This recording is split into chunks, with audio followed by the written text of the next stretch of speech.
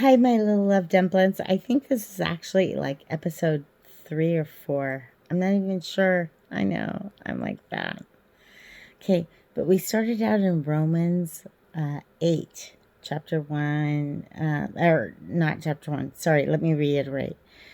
We started out Romans 8, and then we went through 1, 2, and 3, and then we went to John 1, 1, 2, 3, and 4, which are my favorite scriptures of all time because it sets us free from the law of sin and death, and because it establishes Christ as being the Word, literally the Word that we're reading.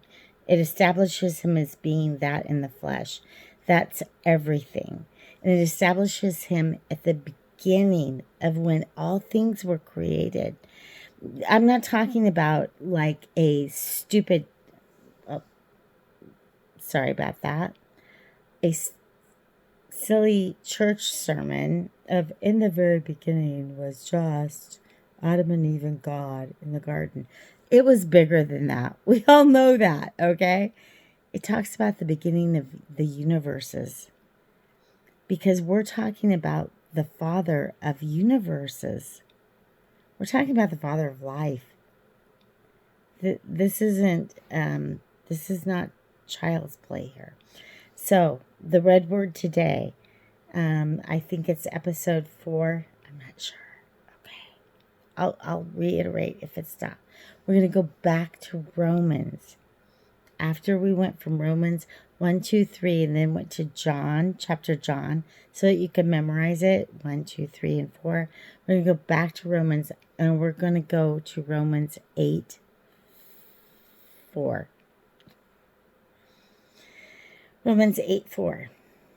That the righteousness of the law might be fulfilled in us who walk not after the flesh, but after the Spirit. That's a big one, isn't it? Right there. I'm going to say it again so you can memorize it for those that don't have time. Romans 8, 4. That the righteousness of the law might be fulfilled in us who walk not after the flesh, but after the Spirit.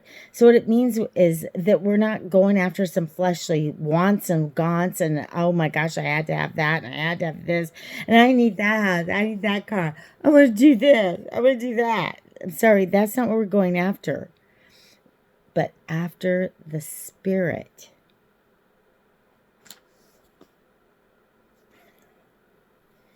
How many people miss the Spirit of the Lord? It's upsetting, actually. The Spirit of the Lord is gracious and kind and good and sweet. And wants to do good. Wants to do good for others. It's not about what I want. It's about, wow, I could really bless that person for doing this simple little thing. So go do it, okay? That's what we're talking about here. It's being good. Now I'm going to read Romans chapter 8, 5. Memorize this. For they that are after the flesh do mind the things of the flesh, but they that are after the Spirit, the things of the Spirit. The things of the Spirit. Romans chapter 8, 6. Memorize it. For to be carnally minded is death, but to be spiritually minded is life and peace. I'm going to read that one more time. I want you to memorize this. This is big. This will get you through the next part of life. If I believe in the rapture of the Lord. If you weren't raptured, then this will get you through the next part. It's Romans chapter 8, 6. For to be carnally minded is death. Those that want to feed the flesh, they want to feed it. I'm hungry. That's a big frickin' thing. Being hungry is very big. Romans 8:6. For to be carnally minded is death, but to be spiritually minded is life and peace. If you can get past, I'm hungry, my hormones are raging, I'm, human, which we all are. But God's going, I made you that way. I made you human. I made you perfectly imperfect. Get over yourself. Get over everybody else. No one is perfect. We weren't made that way. But what we were made was to be carnally minded of the lusts of the flesh and the wants and the desires, and to go after them with no man involved. Anybody else is a roadblock for you, then I would have to say you're carnally minded and you're part of death. That's Romans 8 chapter in verse 6. But the rest of it says, but to be spiritually minded in life and peace. To be spiritually minded is life and peace. I want to reiterate it one more time. But to be spiritually minded is life and peace. Okay, so what's it saying?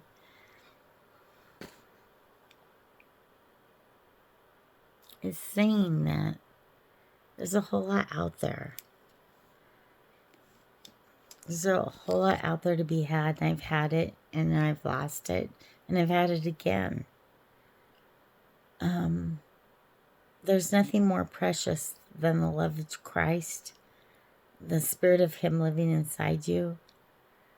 When hard times come, you won't blow your head off. But what you will do is you'll cry, and He'll cry with you. You'll weep, He'll weep with you. But He also lifts you up when you can't lift yourself up. I'm telling you, in times to come, this is important.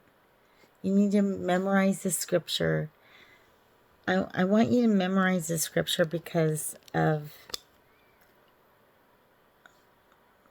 you. And frankly, all the generations that come after you. It's important. So the scripture is, so you can memorize it. Romans 8, chapter 6, 7. Let me reiterate. Romans 8, and this is scripture 6, 7, and 8. For to be carnally minded is death, but to be spiritually minded is life and peace. Obviously, I have an impediment, don't I? Romans 8, 7. Because the carnal mind is enmity against God, for it is not subject to the law of God, neither indeed can be. We just spoke about that. And Romans 8, 8.